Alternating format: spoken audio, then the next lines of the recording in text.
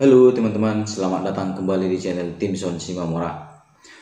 Kali ini kita akan membahas tentang negosiasi gaji atau penawaran gaji. Di saat kita mau diterima dan masuk di dalam sebuah perusahaan. Jadi teman-teman, negosiasi gaji ini adalah sangat-sangat penting di dalam satu tahapan melamar pekerjaan. Supaya kenapa? Supaya apa yang kita inginkan dapat dan memang sesuai dengan keahlian kita, sesuai dengan apa yang kita inginkan dalam melamar sebuah pekerjaan. Tentu ada beberapa hal yang harus diperhatikan teman-teman.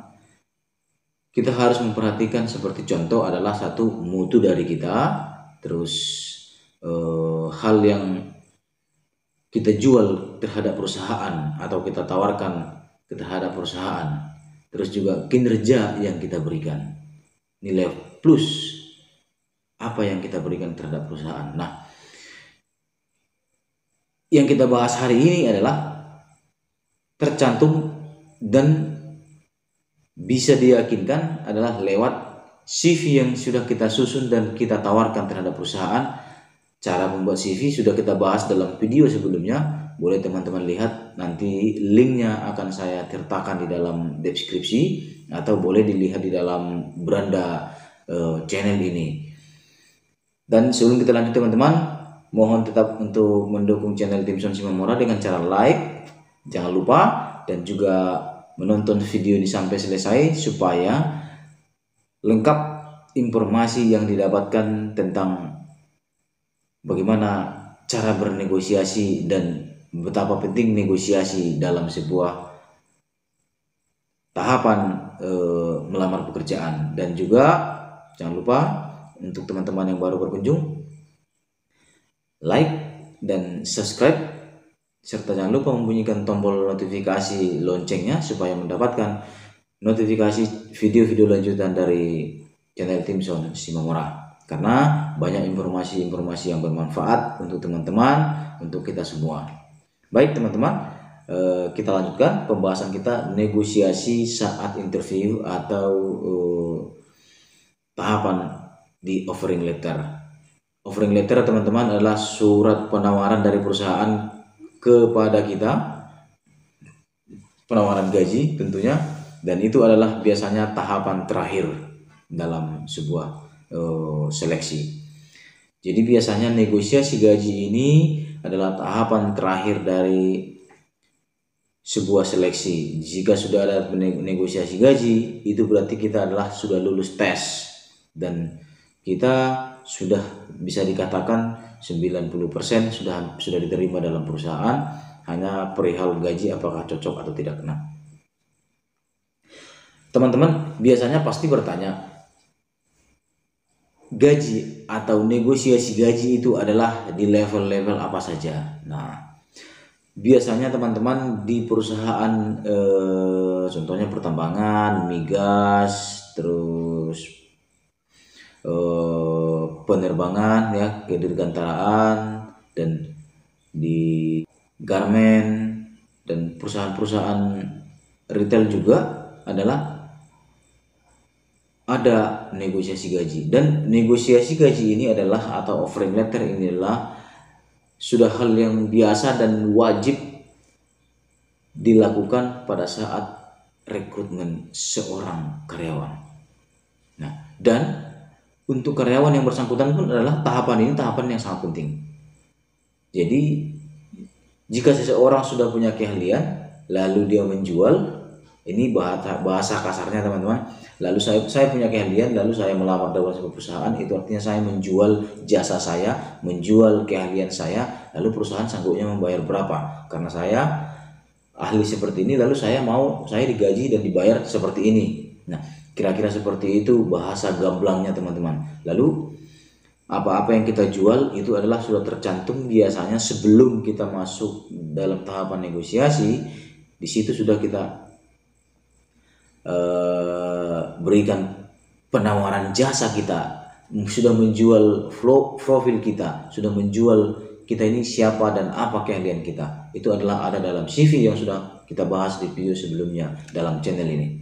Nah, lalu apa tips-tips kita dalam bernegosiasi, dan jabatan apa saja yang bisa bernegosiasi? Biasanya adalah ini memang dilakukan di level staff, administrasi yang memang penggajiannya tidak terpaut dengan waktu, atau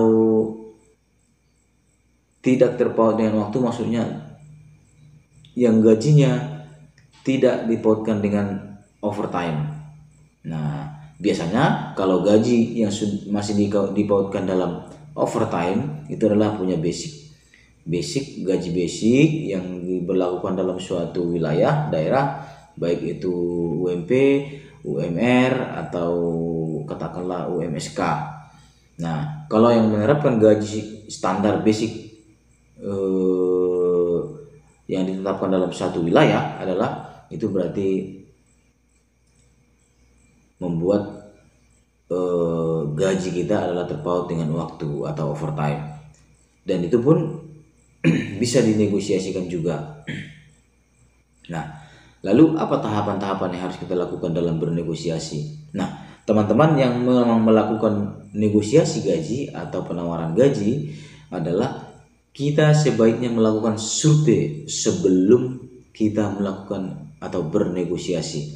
Nah, karena bernegosiasi ini juga adalah sangat penting dalam tahapan kita masuk dalam sebuah perusahaan.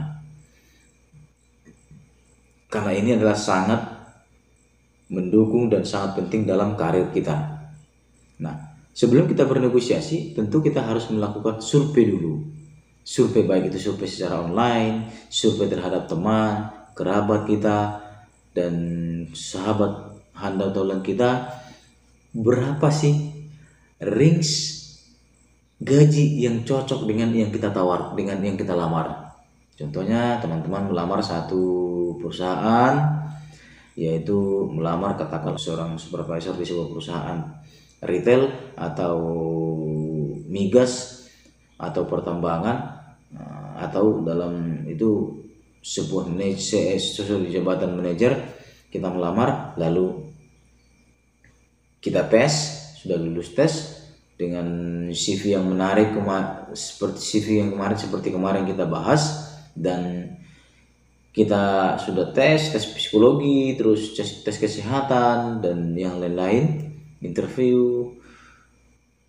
Nah, kita akan biasanya dikirimi penawaran gaji atau offering letter. Nah, disitulah kita menentukan berapa gaji yang harus kita terima, dan biasanya perusahaan akan memberikan tawaran, kami sanggupnya seperti ini, dengan melihat portofolio Bapak, profil Bapak, keahlian Bapak, kami sanggup menggaji Bapak sekian. Nah, kita bisa bernegosiasi. Kenapa perusahaan memungkinkan untuk bernegosiasi? Karena dalam perusahaan itu, teman-teman, ada yang namanya susu. Susu itu adalah struktur dan skala upah. Jadi di dalam sebuah perusahaan ada struktur gaji yang sudah ditetapkan range. Jadi contohnya dalam perusahaan itu sudah ditetapkan jabatan ini, contohnya jabatan administrasi yang junior, levelnya menengah, senior, itu sudah ada level gajinya. Tentunya administrasi itu gajinya antara 4.500.000 sampai 6 juta. Nah, itu administrasi di level apa? Contohnya 4.500.000 itu level menengah, rendah, level bawah, menengah contohnya 5 juta, lalu yang senior adalah 6 juta. Nah, itu ada levelnya. Nah, lalu di situ kita bisa negosiasikan selagi masih masuk dalam range-nya, dalam range perusahaan tersebut. Atau kalau level manager, contohnya project manager atau manajer HRGA atau manajer HRD, contohnya itu ada range-nya juga. Dia manajer senior level junior, contohnya dia di level 21 juta, contoh ya, 21 juta, 25 juta, sampai 30 juta contohnya. Nah, ini harus sudah range. Nah, lalu pada saat bernegosiasi kita bisa melakukan negosiasi jika hal ini kita sudah tahu. Artinya dari mana kita tahu adalah dari survei online atau dari teman-teman dan juga handai taulan kita. Nah, berapa sih pasaran di jabatan atau posisi yang kita lamar? Itu tips-tips teman-teman, tips-tips dalam melakukan bernegosiasi gaji. Nah, ini sangat penting. Supaya apa? Supaya kita pada saat masuk kerja puas dan menerima apa yang sudah kita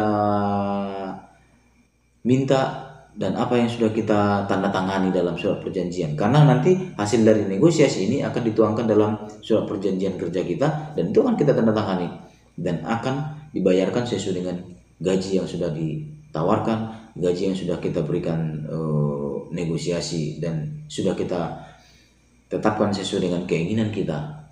Nah, memang ada kala-kala tertentu pada saat negosiasi gagal dan kita tidak jadi join dengan sebuah perusahaan. Tetapi biasanya adalah begitu kita kita menerima penawaran, offering letter dari sebuah perusahaan, lalu kita balas dengan surat tertulis offering yang sudah diberikan ke kita dan melakukan penawaran, biasanya kita fine aja dan tidak.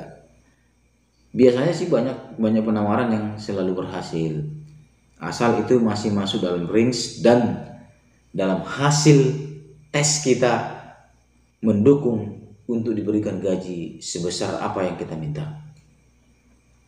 Itu teman-teman. Jadi teman-teman